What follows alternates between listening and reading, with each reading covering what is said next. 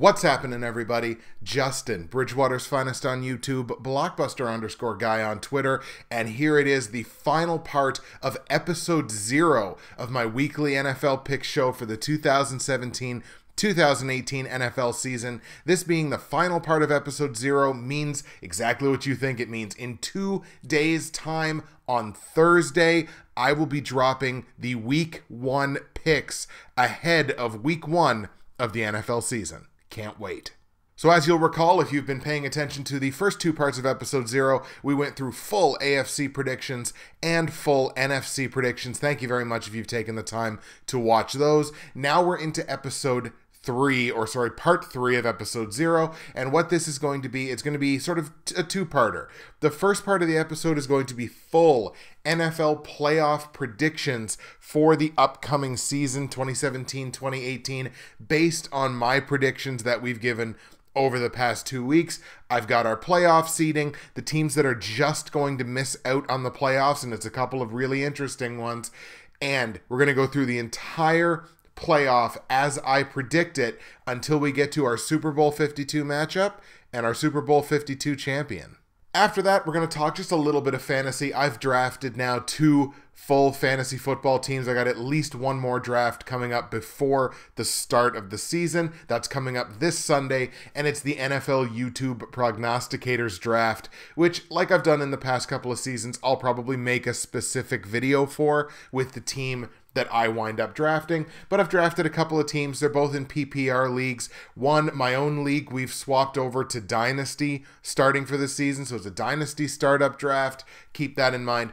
We'll just talk about the teams as they look right now until we get into the rest of the episode, which is just going to be a bit of a Q&A. I've been soliciting people for questions on Facebook, on Twitter, questions, just stuff that's happened in the off season or stuff that people just want to hear me talk about. So we're going to do that to end off the episode, again, in advance of the Week 1 picks coming up in 2 days' time. Once again, folks, YouTube, SoundCloud, iTunes, search Bridgewater's Finest. Anywhere you can get a podcast, you can get this show. The subscriber base is slowly crawling up on YouTube. The follower base is slowly climbing up on SoundCloud. Even got a couple of iTunes subscribers in the last couple of weeks. All very, very exciting. Super happy. I love you guys, and I love doing this, and I'm going to keep doing this until I absolutely can't do it anymore. Maybe I lose my voice, who knows. But YouTube, SoundCloud, iTunes, get there, you can find the show.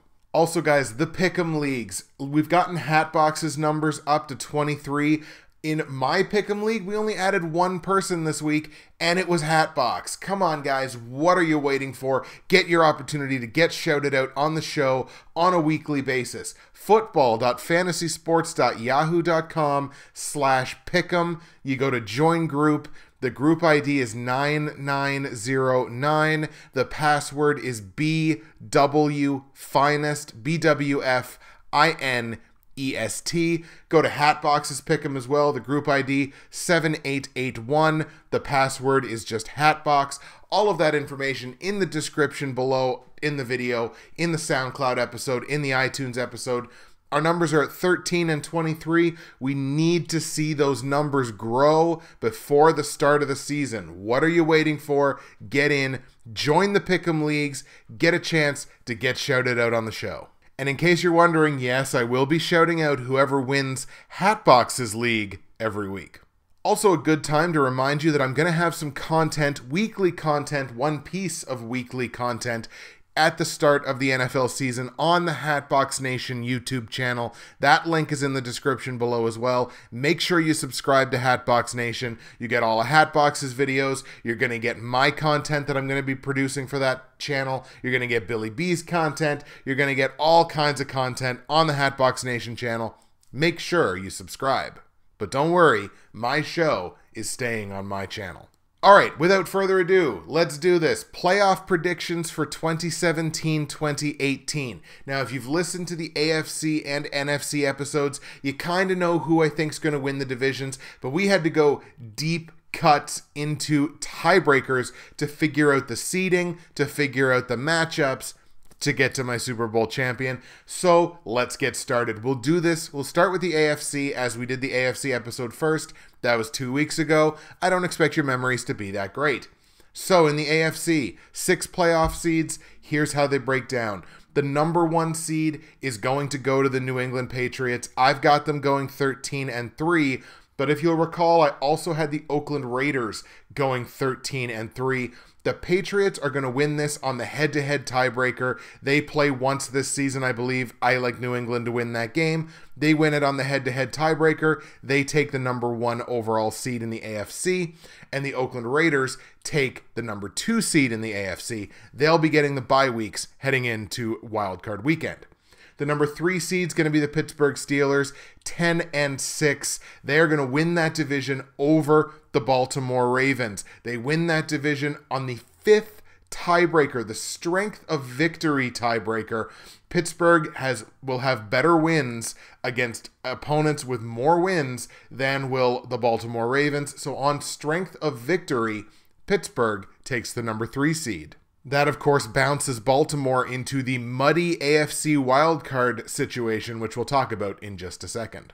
The other division winner I said was going to be the Indianapolis Colts at 9-7, so I've got them as the number 4 seed in the AFC. Now, to the wildcard situation, I've got 3 teams in the AFC finishing the season at 10-6. So no AFC team that doesn't get to double-digit wins is going to have a shot at the playoffs, and I think that's going to ring true as well in the NFC. So we've got Denver, we've got Baltimore, and we've got the Kansas City Chiefs. We'll take the first one out of the equation here. The Denver Broncos are going to win the number 5 seed, and here's how it's going to happen. They're going to beat Kansas City in the division tiebreaker, because the way that this goes, when you've got 3 or more teams, you eliminate until you only have the top 2 teams per division when the teams in question are in different divisions. So it's got to be between Denver or Kansas City. Denver's going to win out on that with their divisional tiebreaker, the divisional record. Denver at 10-6 eliminates the Kansas City Chiefs. They do not make the playoffs despite getting to 10-6. So it comes down to Denver and Baltimore. Those are your 2 AFC wildcard teams. Denver gets the number 5 seed based on a better conference record versus AFC opponents than Baltimore has. So Denver, the number 5 seed, the number 6 seed goes to the Baltimore Ravens, both at 10-6. The Kansas City Chiefs at 10-6 miss out on the playoffs just by inches, and that's just life in the NFL. So we've got New England and Oakland on byes. Here's how the wild card weekend in the AFC is going to shape up. We've got the number 3 seed Pittsburgh Steelers playing host to the number 6 seed Baltimore Ravens, and the number 4 seed Indianapolis Colts playing host to the number 5 seed Denver Broncos. In that 3v6 game, division game, AFC North, going to be very hotly contested, very physical game. It's going to be difficult, however, for Baltimore as a historically not great road team to go into Pittsburgh and beat the Steelers if the Steelers have a 10-6 season. You don't get to a 10-6 season by accident on either side, but just based on the fact that that game is in Pittsburgh, I like the Steelers to win that game. So wildcard weekend, I like Pittsburgh as the number 3 seed to beat number 6 seed Baltimore. Then in the 4v5 game, you've got the Indianapolis Colts playing host to the Denver Broncos. Colts, look, it's all going to depend on Andrew Luck, whether he can hold up over the length of a full season and whether he runs out of gas. I like the Denver Broncos in that game. Their quarterback situation, again, is murky at best between Simeon and Paxton Lynch.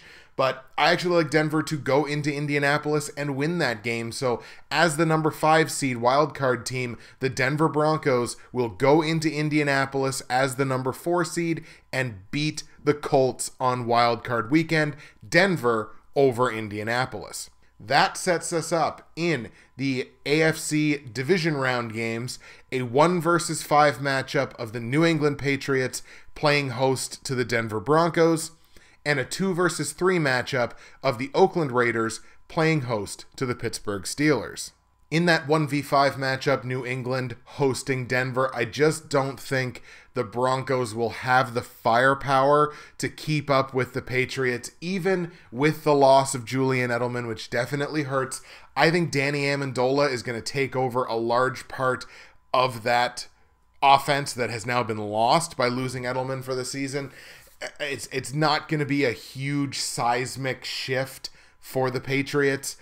And honestly, I think, look, Denver's defense is great. Denver's defense is going to be able to keep them at bay for a portion of that game. But I like the Patriots in that one, hosting Denver. Denver's got to go to New England. I don't think they beat them in New England. So I've got the Patriots as the number 1 seed in the division round to beat the number 5 seed Denver Broncos and go on to the AFC Championship game to meet the winner of the 2v3 matchup of the Oakland Raiders playing host to the Pittsburgh Steelers.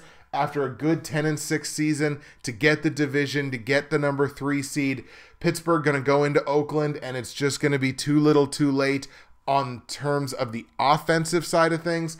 I like Oakland to win that game. Oakland beats Pittsburgh in Oakland, who are going to have an excellent season at home.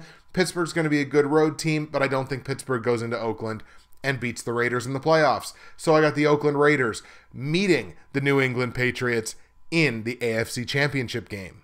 AFC Championship, 1 versus 2, the New England Patriots playing host to the Oakland Raiders.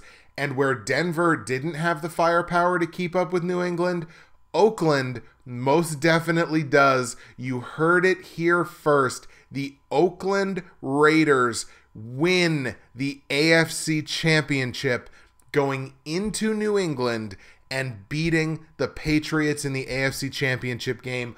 Oakland, as the number 2 seed, dethrones the Patriots. Oakland wins the AFC. The question is, who do they meet in Super Bowl 52? Let's find out. Let's go over to Let's find out. Let's go over to the NFC side of things now. Once again, NFC, your top 6 seeds are going to break down like this. The number 1 and number 2 seeds are going to be occupied by Green Bay and Arizona. Both of those teams I have going 13-3 this season and winning the number 1 and number 2 seeds.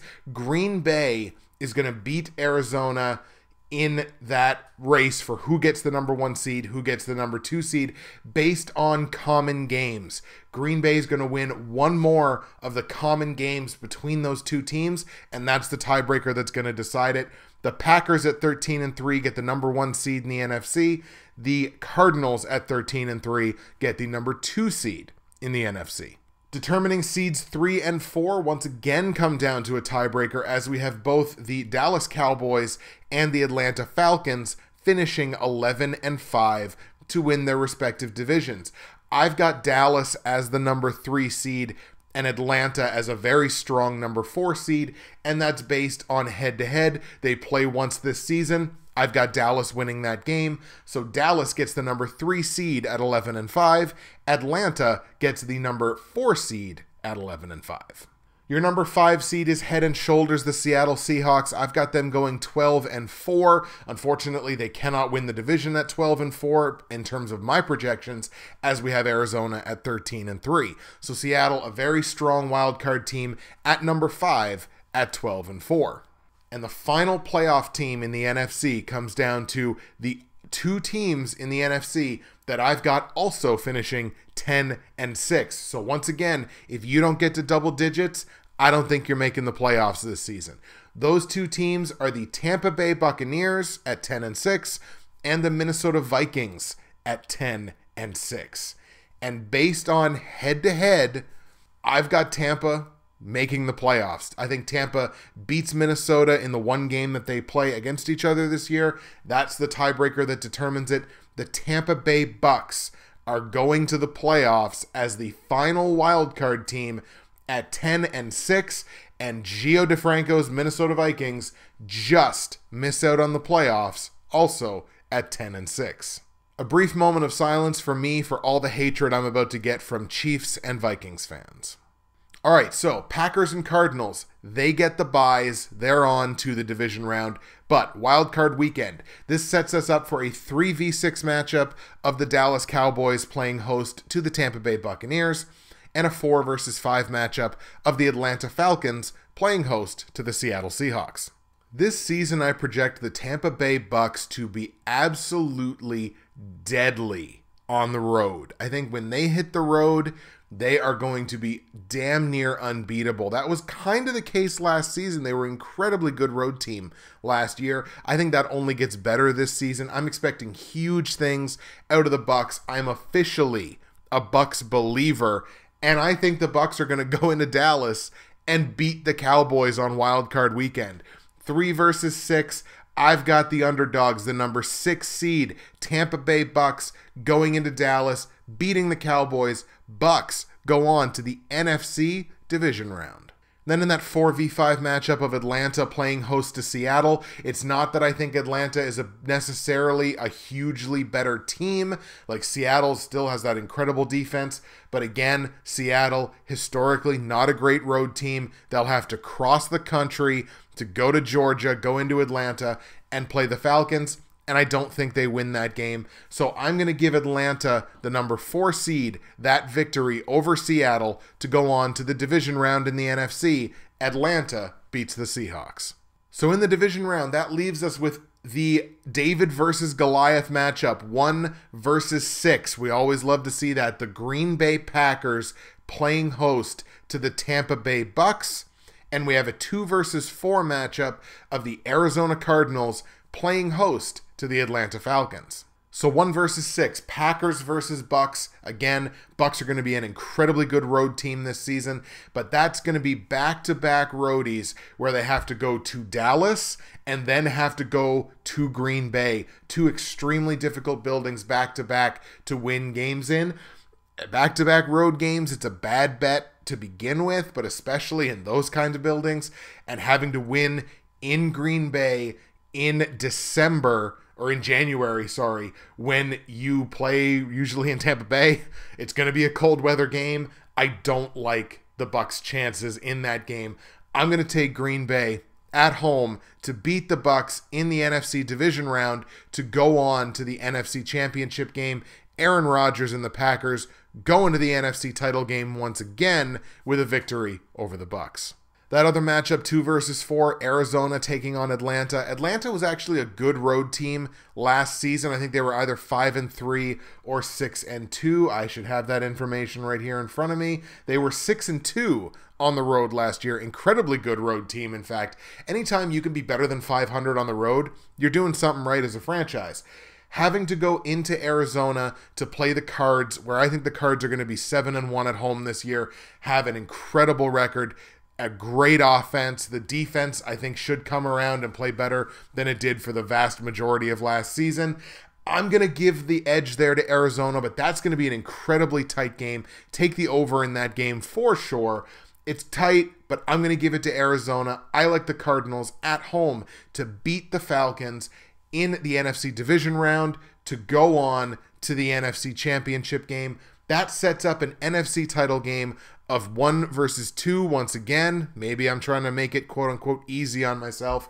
The Green Bay Packers playing host to the Arizona Cardinals. Not like these two teams have any history.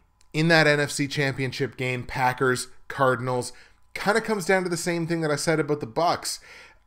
Going into Green Bay and trying to win in January is incredibly difficult, especially for a team that plays in a warm weather climate. You might not think it makes that much of a difference. It does. When you're Green Bay and you're used to playing in that cold weather in November and December and in January in the playoffs, it's a huge home field advantage, whether you like to agree with it or not. It's a big home field advantage. So I like the Packers. I mean, maybe it's easy for me to say, well, they're the number 1 team in the NFC, so they're going to the Super Bowl. But honestly, Green Bay, based on my projections, Green Bay's got a path to do exactly that, and I think that's what they're going to do. I like the Packers to beat the Cardinals in the NFC Championship game, to go on to face the Oakland Raiders in Super Bowl 52. Kind of ironic, too, that the Packers are going to represent the NFC in a Super Bowl played in Minnesota. Super Bowl 52. Oakland, Green Bay. AFC, NFC, Raiders, Packers. By a final score of 34-30. Take the over in this bad boy. Your Super Bowl 52 champions will be the Green Bay Packers.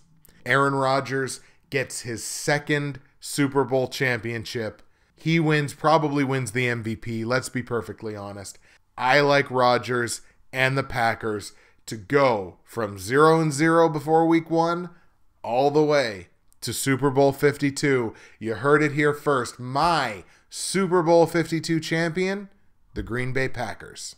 Also, mad respect to the Oakland Raiders and what they've done with that franchise. Raiders make it to Super Bowl 52, champions of the AFC in 2017-2018. Huge ups to them. A regular season of 13-3. Nothing to hang their heads about. Oakland Raiders going to have an incredible season, capped off with a trip to Super Bowl 52.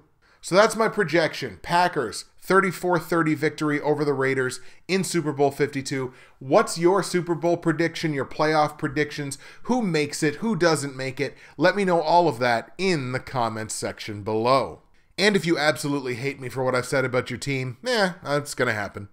Okay, let's take a break from talking about real football to talk for just a few minutes about some fake football. Fantasy football, it's that time of year. I believe National Draft Day on Yahoo took place just a couple of days ago. I've drafted 2 full teams now. Now, one draft, I was actually only there for bits and pieces because I was also at work, but I did manage to get, I would say, the majority of my picks in.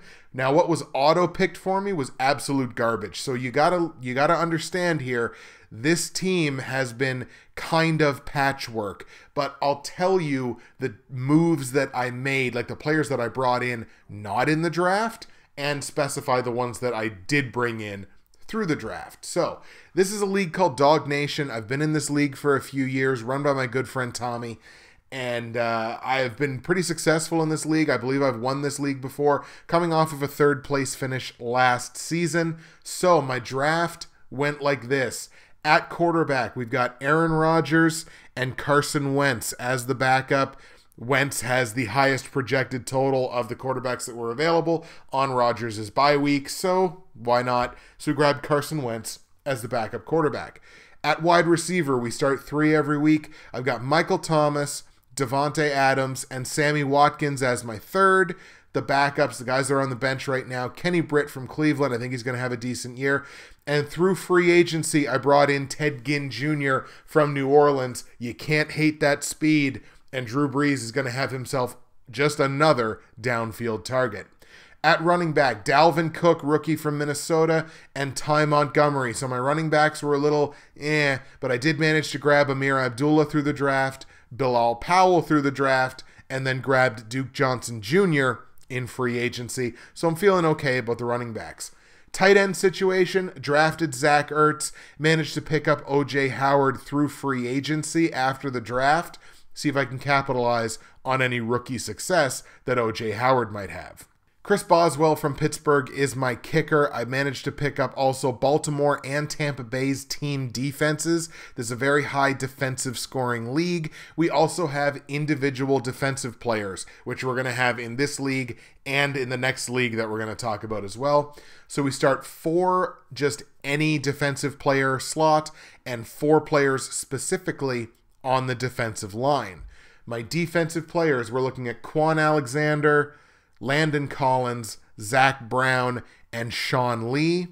On the defensive line, we've got DeMarcus Lawrence, Olivier Vernon, Ndamukong Suh, and Fletcher Cox. Now, a lot of this was built through free agency because the way Yahoo auto drafts individual defensive players is garbage. So the majority of this was built through free agency. I also got Linval Joseph, a defensive lineman, on my bench. And right now, on my injured reserve, I have Aaron Donald. He counts as injured reserve because of his holdout. When he comes back, he's probably going to replace I would say probably Olivier Vernon, even though Vernon's I think is going to have a really good season, but they're on the same bye week. So I'll likely dump Olivier Vernon for Aaron Donald and then move Linval Joseph into my starting lineup. So that's how the team looks right now. Yahoo gave me a draft grade of A, which is usually a pretty good sign. Aaron Rodgers was my first round pick because this is a very high quarterback scoring league. So Aaron Rodgers was my first round pick. He was the guy that I wanted. I spent the first round pick to get him, and I think I got a pretty decent team behind him. You know, Sammy Watkins is a bit of a question mark there, but hopefully I can get some good results out of Kenny Britt and Ted Ginn Jr. at wide receiver. I'll probably wind up grabbing another wide receiver in there somewhere, but that's the way the Dog Nation team looks. What do you guys think of that team? Let me know. Dog Nation, by the way, is a 10-team league. All 10 teams returned from last season, and based on the Yahoo report cards, I had the third best draft. Now, time to talk about my own league, the Professionals Dynasty Fantasy Football. And again, this is just a startup dynasty. It's the first year. We've got 12 teams in the league. I'm really excited about where this league is going to go. And I kind of like the team that I put together too. Now look, startup dynasty means in the draft, I did skew young.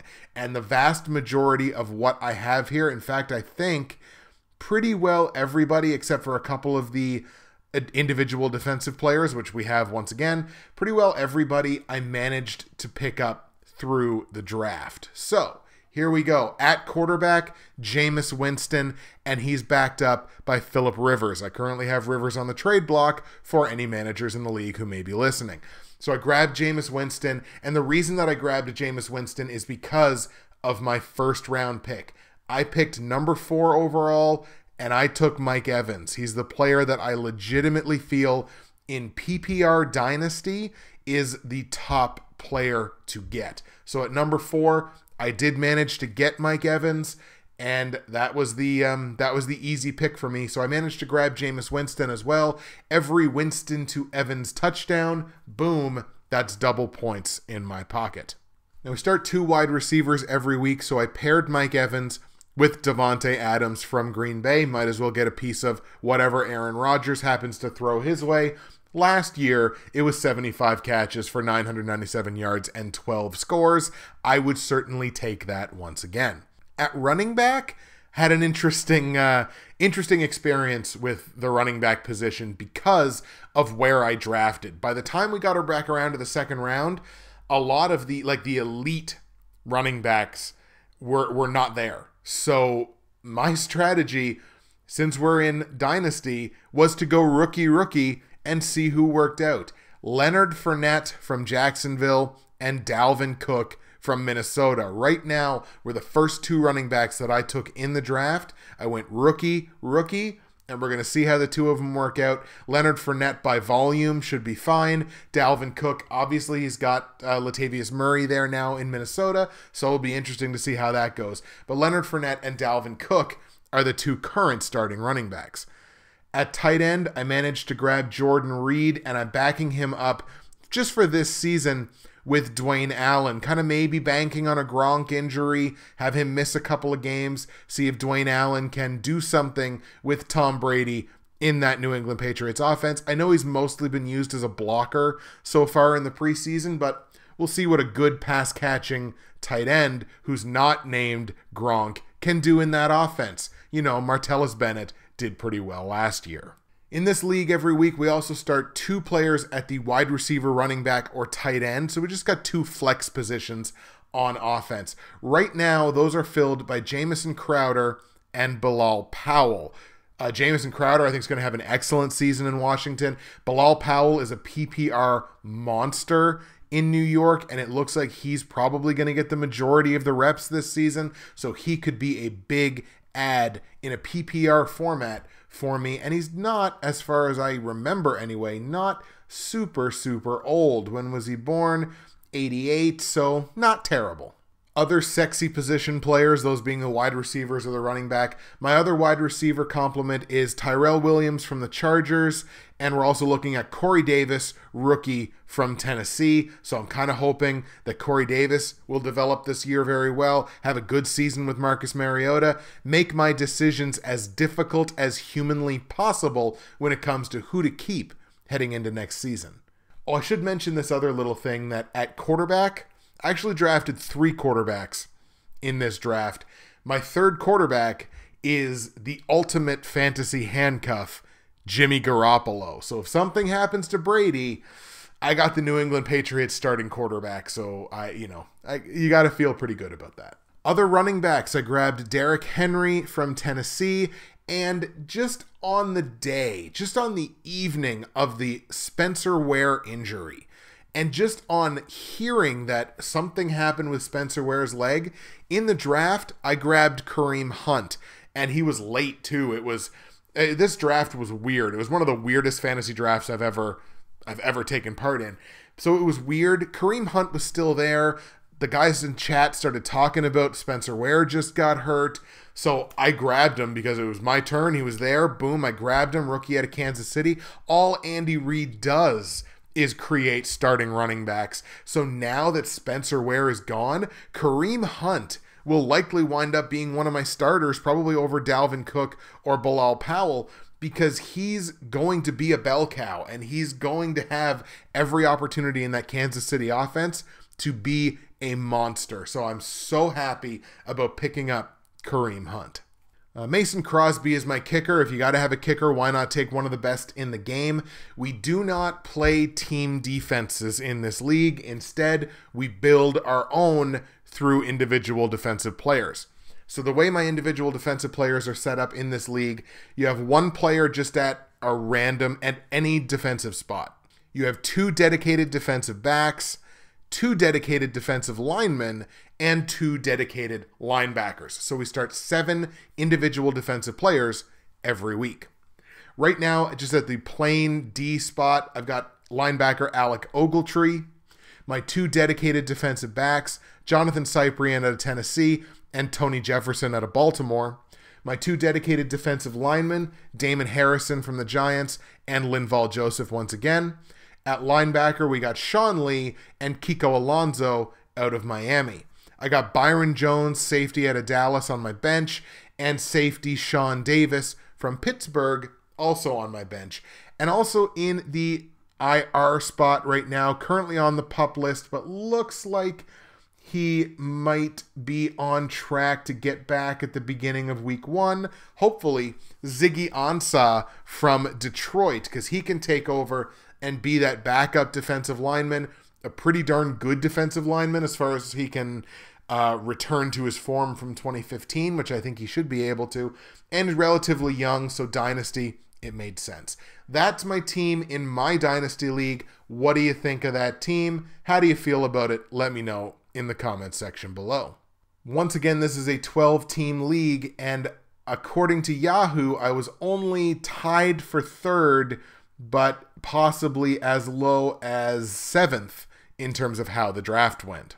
Also, hey, tell me about some of your fantasy teams. Tell me about some of your steals in your fantasy drafts. Tell me about the teams you think are going to do great, the teams you think are going to be garbage. Tell me all about that in the comments section below. I love talking fantasy, love talking fantasy projections, all that fun stuff. Let me know in the comments below. All right, folks, here we go. Time to start the Q&A portion of the episode. We'll call it, it's a Q&A, press conference, all that fun stuff. Here's some questions that were submitted by viewers, fellow progs, and friends.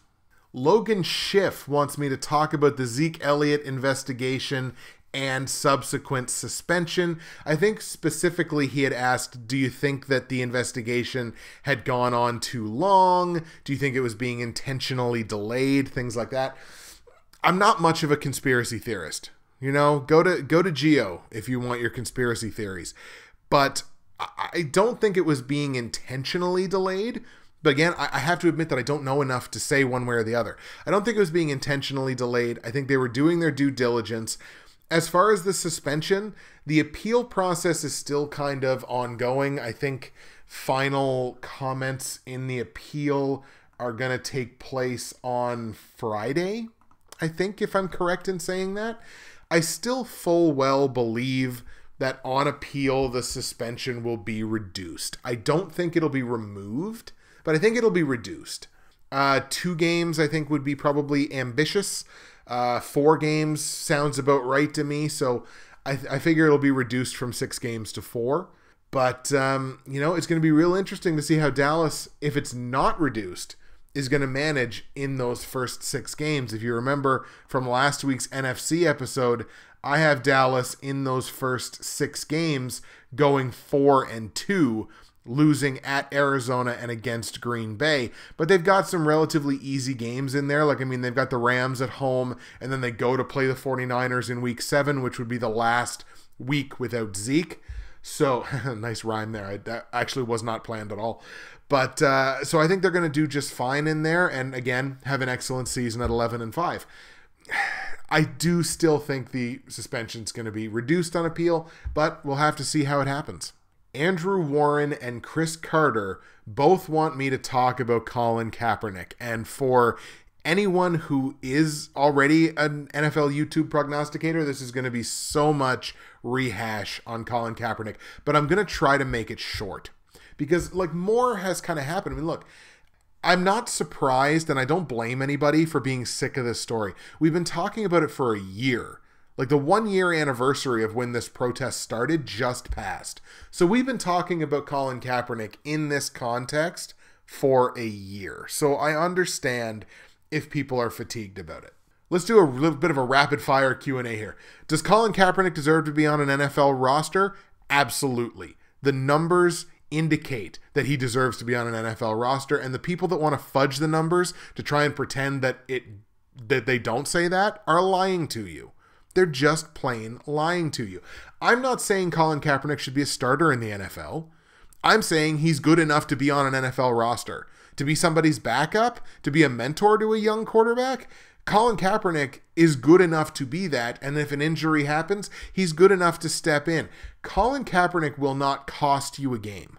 That's the real barometer. There are quarterbacks in this league, and even good ones, like Phillip Rivers even comes to mind. There are quarterbacks, or Eli Manning, who will cost you a game with their own mistakes. Colin Kaepernick is not one of those players. You look at what he did last year on a bad team, a 4-to-1 touchdown to interception ratio. Any quarterback that can play a decent number of games and have a 4-to-1 touchdown to interception ratio is not going to cost you a game. Look, he's not a 5,000-yard passer. He's not going to throw 40 touchdowns. He's not going to be an elite quarterback. He may not even be a starting quarterback. But he could probably be a lower-end starting quarterback who's not going to cost you a game. You can't tell me that the Jacksonville Jaguars would not be a better offensive team with Colin Kaepernick as the quarterback instead of Blake Bortles. You can't tell me that because it's not true. It's simply a lie because you don't like Colin Kaepernick for whatever reason. And I kind of understand the reasons why people wouldn't like him, but mostly I think it just comes down to bullshit, if we're being perfectly honest. So, look, does Colin Kaepernick deserve to be on an NFL roster? Yes. Would I want him as my starting quarterback? Probably not. But I'd like him on my team. Why is he not on a team? Because owners are cowards. There's one owner in the NFL with the balls to sign Colin Kaepernick, and it's Jerry Jones. That's it. He's the only owner in the league that has the balls to do that. The rest of them are like, oh, public backlash, and oh, fans will say mean things about me on the internet, and oh, all these situations. That's the rest of the owners in the league. Jerry Jones is just like, yo, we doing this. So he's the only owner in the league that has the balls to sign Colin Kaepernick. Where will he sign? I honestly thought he was going to sign in Miami. I thought Miami was going to be desperate enough after the Tannehill injury that they were going to do that, and they were going to sign him. And I was going to celebrate. Miami was going to become my dark horse team. Instead, they turned around and signed Jay Cutler, who had just retired to start broadcasting. So Miami's not going to have a good season. It's simply not going to happen. And Jay Cutler is going to continue to have that someone pissed in my cornflakes look, which is just perpetually on his face. I honestly thought he was going to go to Miami. I mean, who knows? He still might. There's a number of places that I think he could sign. It's not, I don't think, completely out of the question that he could go back to San Francisco. I don't think that's going to happen, mind you, but I mean, it could. Like, look, there's teams that their offense would be better, would be significantly upgraded even, with Colin Kaepernick. The New York Jets come to mind.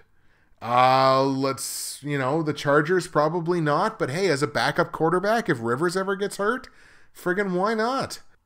Cleveland, I know they just named Deshaun Kaiser, I believe, as their starting quarterback. That's great. If he falters, why not bring in Colin Kaepernick to kind of just take care of the offense until he can kind of get his head straight? Again, the Jacksonville Jaguars, you can't tell me that offense and the weapons that they have on that offense, Allen Robinson, Allen Hurns, you can't tell me that offense would not be better if Colin Kaepernick was the quarterback, because it would be. 100% it would be. Let's keep going down the list. I mean, the Rams, for goodness sakes. Again, San Francisco, like I mentioned, their offense would be better with him. Chicago's kind of got their quarterback situation. It's already muddy enough as it is. Quite frankly, Mitch Trubisky should be that team's starting quarterback in week 1, but I guess that remains to be seen. Carolina as a backup quarterback to Cam Newton, and to get a chance to be in that culture of the Carolina Panthers and to see if that can kind of resurrect his career a little bit. Why not? New Orleans, why not? Bring him in as a backup to Breeze if Breeze ever gets hurt. Kaepernick can run that offense. Got good offensive weapons to make him look good. Once again, a quarterback with a 4-to-1 touchdown to interception ratio is not going to cost you the game on his own. He's Alex Smith, which is really ironic.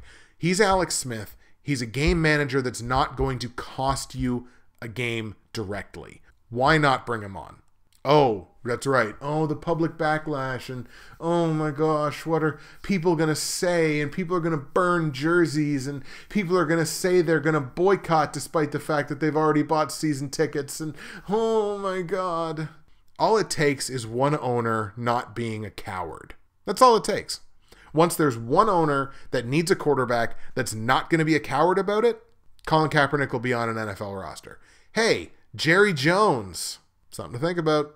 So that's it. Let's move on from the Colin Kaepernick of it all. If you have comments or whatever you want to talk about it in the comments section below, and we'll talk about it a little bit further if there's specific things that you want to talk about. But look, that's why I think Colin Kaepernick's not on a roster, because owners are cowards. That's my thesis. My thesis statement on the Colin Kaepernick topic. He's not on a roster because owners are cowards. Chris Carter also then asks, did Ray Lewis really kill that guy? I think this is more a joke question than anything else, but what the hell? I'll answer it anyway. I don't know. I don't know enough about the topic to say whether he did or he didn't. I believe enough in the legal system that I think if he did kill that guy, they probably would have figured it out by now and probably would have arrested him, but I mean, I don't know. I really don't know. Now, with the way that his personality has changed from that time to now, you could make the argument that there's somebody that did something horrible, either found God or straightened his life out or whatever, and has kind of, progressed to where he is now. Look, Ray Lewis is one of my favorite players of all time. Like, I'm not a closeted Ravens fan, but I'm like, I don't have a team. I don't have a favorite team, but I like good football, and I love watching Ravens football. So I loved Ray Lewis. Did he kill that guy? Maybe. Like, that's honest. That's all I can say. Maybe. I don't know. I don't know enough to say one way or the other. It's possible, but I'm sorry, Chris. I wish I could give you a funnier answer, but I don't know. But OJ, he did kill those people, which is funny because we're going to talk about the whole parole situation in a few minutes. Chris Carter also asks, more likely season-ending injury, Andrew Luck, Tom Brady, or Big Ben? And I love questions like this. So Andrew Luck is basically a glass cannon because his offensive line is not great. So he takes a lot of hits. He's going to get hurt. Brady, they do a good enough job of protecting Brady. He usually gets hit like once or twice a game, and every time it happens, everyone in the broadcast booth loses their mind. He's like, they're taking shots. But anyways, so Brady, I don't think it's going to be Brady. Big Ben is he's older than Luck. He's had injury concerns, but Big Ben is like a moose. Like he's just like, I think he would play if he lost an arm, as long as it wasn't his throwing arm. Like so season-ending injury, I don't think so. Andrew Luck has got to be the top name on this list because he is so injury prone. Probably not going to play week 1. So I got to go Andrew Luck in this question. Luck probably the most likely of those 3 to hit a season-ending injury. Doug Barrett asks, a team that will miss the playoffs who made it in 2016. And we kind of talked about this a little bit before, but look, we're going to look at it. We're going to look at it like this. I got the playoff bracket from last season up. Miami's not going to make it. Houston's not going to make it. The New York Giants aren't going to make it. I don't like Detroit to make it either. Let's see. Yeah, that's about it. So there's 4 teams right there that I don't think those teams are making the playoffs. New England's going to make... Oh, the Chiefs. The Chiefs, look at that. I don't think the Chiefs are going to make the playoffs either. New England's going to make it. Pittsburgh's going to make it. Oakland's going to make it. So you're going to have a lot of turnover, playoff turnover in the AFC. Dallas, I think, makes it again. Atlanta, Seattle, Green Bay, they make it. So less turnover in the NFC. But in the AFC, there's going to be a lot of playoff turnover this year. So those are the teams that I don't think are going to make the playoffs who had some playoff experience from last year. Doug Barrett also asks, do the Titans or the Bucks have a better shot at making the playoffs? To me, it's the Bucks. I've got the Bucks as my number 6 seed. I've got them winning on Wild Card Weekend. The Titans, I don't think it's going to be a great season for Tennessee. It's 7-9. I think it's a downgrade from last season. They've got a really difficult, one of the more difficult schedules in the AFC. It's going to be really tough sledding for them. It's going to be a good season for them to approach that 500 level, as far as I'm concerned. I think Marcus Mariota is going to have an excellent season. They've got great players on that team, and that defense, that secondary, is very good. It's not easy to pass on them.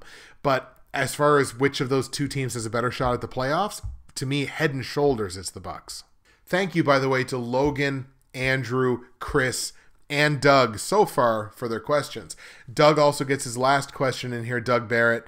Which team has the best shot at tanking to get the number 1 overall pick? It's definitely going to be an NFC team.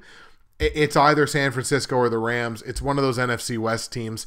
I've only got San Francisco at 1-15. I got the Rams at 2-14. You can't discount Cleveland, but I do think Cleveland gets to 3 wins, which is definitely an upgrade for that franchise. But I think it's got to be either the Rams or the 49ers. I think it's probably the 49ers, and I think, it'll depend on the draft class, but, maybe they go quarterback first overall, but I think San Francisco probably is the team that's got the inside track to the number 1 overall pick next year.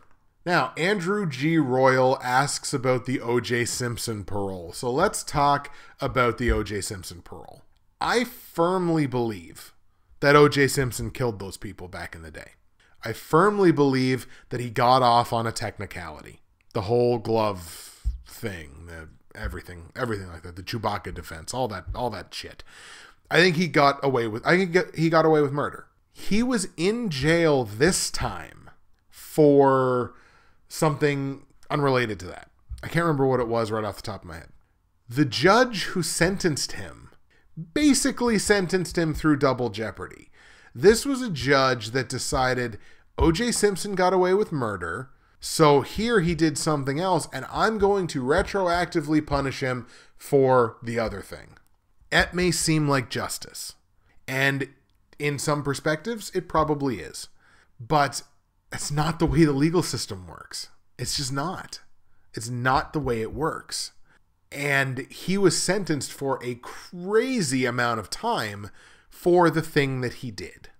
So, did he deserve parole? Yes, he did. Because this judge went into business for themselves. I think it was a woman. So this judge went into business for herself.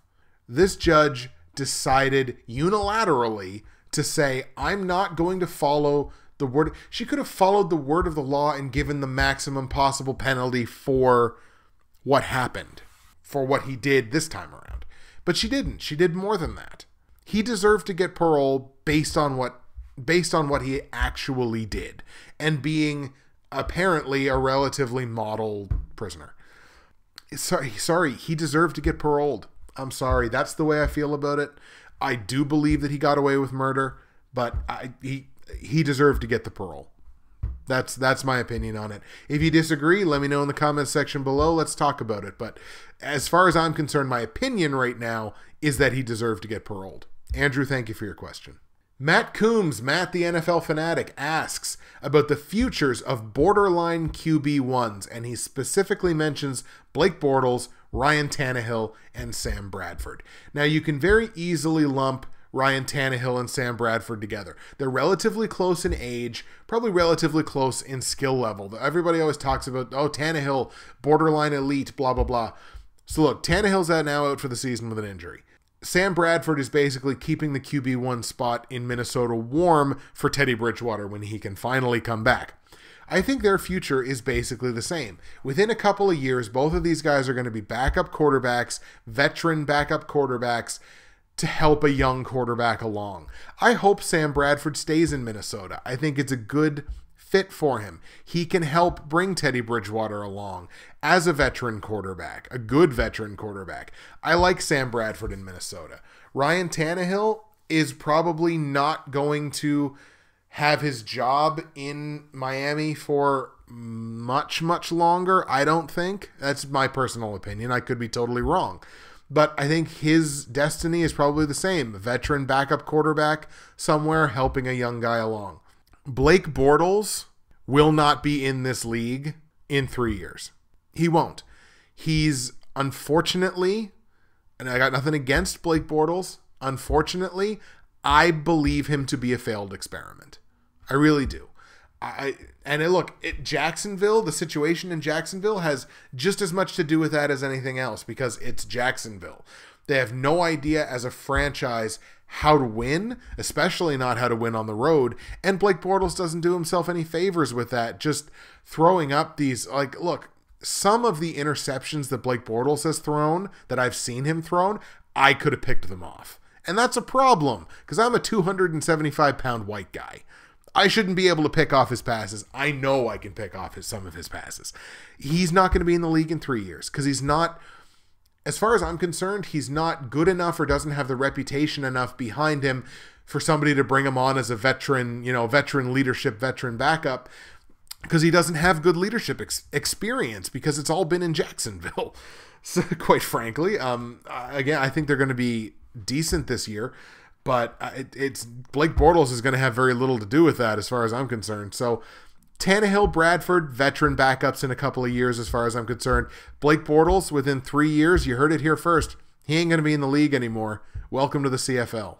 Speaking of which, hey, CFL picks are back on Thursday too. Yay! Matt, thank you very much for your question. We move from the quarterbacks to the running backs. Billy B of Hatbox Nation asks, will the role of the fantasy running back die within a couple of years? I have to say, no, not at all. And the reason that it won't die is because, look, as PPR continues to gain popularity, I think PPR is an excellent format. It's my preferred format. I like playing points per reception. Running backs in this league today are so much better at catching the football. Way better than they were 10 years ago. You used to have the couple of elite scat backs like the Danny Woodheads and stuff like that. But now, your RB1, your starting running back, can catch the football now. Le'Veon Bell, David Johnson. They can catch the football now. And that only makes them more valuable in real football and in fantasy football. So as far as the fantasy running back, I think the one-dimensional fantasy running back, the fantasy running back that can't catch the ball at all, that's not going to survive as your elite, like top tier number one guys that you're targeting at the top of the first round in your draft. That's not going to survive unless you're playing like points per carry or points per touch. Then maybe it'll survive a little bit. But these running backs that are good pass catchers too, that can also catch 50 to 60 passes a year, they're going to stay your top tier, your guys that you absolutely target with the first 2 or 3 picks in your draft. That's definitely going to survive into the next probably 10 years of fantasy football. Billy, thank you for your question. And we're going to finish off with a trio of questions from my friend Wayne Cooper. Wayne asks, first, is the preseason too long? Yes. 100% the preseason is too long. The preseason should be 2 games. You should have your first game where your starters play, probably maybe the first series or something like that, and then you play. 2 weeks later, you come out, you play your season warm-up like they usually do in week 3 of the preseason. You got 2 preseason games, you got another bye, and then the season starts. That's the way the preseason should go. It's like in junior hockey. In junior hockey, there's only 3 preseason games, and they're spaced out like a week apart. Very intensive training camps are where you make your cuts, and that's the way the NFL should go. The fact that football players have to play 4 preseason games, to me, is crazy. I don't think that's the way it should be. The preseason is too long. It should only be 2 games. Wayne also asks, how will Tom Brady fare into his 40s? Looks pretty good so far. Now, he is throwing in the preseason, throwing a couple more interceptions than you'd like to see him throw. And his mechanics aren't as great. But, once the actual season starts, Brady's going to be perfectly fine. As long as they can keep him protected. Because, look, into your 40s, you're not taking those hits like you took him in your 30s. Or like you took him in your 20s. So they got to keep him protected, but I think Brady's probably got 3 to 4, maybe, more seasons of being like a top-tier elite quarterback because he's also in excellent shape. And I think in situations like his, the game probably keeps you younger. So honestly, I think he's going to be, for the next couple of seasons anyway, I think he's going to be just fine. And we'll get out of here on this one. Wayne Cooper asks, can Dak and Zeke Elliott repeat their rookie seasons? Not with the suspension to Zeke. If the suspension wouldn't have happened, I would say for Zeke, yes, because that offensive line is still killer. Like that's still a great offensive line. Dak, look, I didn't think Dak had a stupendous statistical season. So as far as can he repeat that? Probably. I think he could repeat what he did. So yeah, I would say yes. In a full season of being a starting quarterback, I would say totally. Zeke Elliott obviously not going to repeat his rookie season. On a per game basis, totally. Once the season has ended and you look at Zeke's like average per game, it's going to be pretty close to what he had in his rookie season. Just his total numbers obviously are not going to be anywhere close because he's going to miss up to the first 6 games of the season. But, barring injuries, I think Dak can probably repeat his rookie season, and Zeke on a game-per-game basis can probably repeat his rookie season as well. All right, folks, that's going to do it for part 3 of episode 0. The Q&A is done. Once again, thank you to everybody who submitted a question for me to talk about. Logan, Andrew, Chris, Doug, Andrew, the other Andrew, Matt, Billy, and Wayne. Thank you so much for submitting questions for us to talk about in the Q&A portion. Again, anything you want to talk about from the Q&A portion, from the playoff predictions, from AFC, NFC predictions, your thoughts on the upcoming NFL season, put them all in the comment section below. I can't wait to read the comments. And 2 days' time, week 1 picks coming at you from this guy. That's it for me, Justin, Bridgewater's Finest on YouTube, Blockbuster_guy on Twitter, and I'm going to go rest my voice and get ready for Thursday. See you in a couple of days.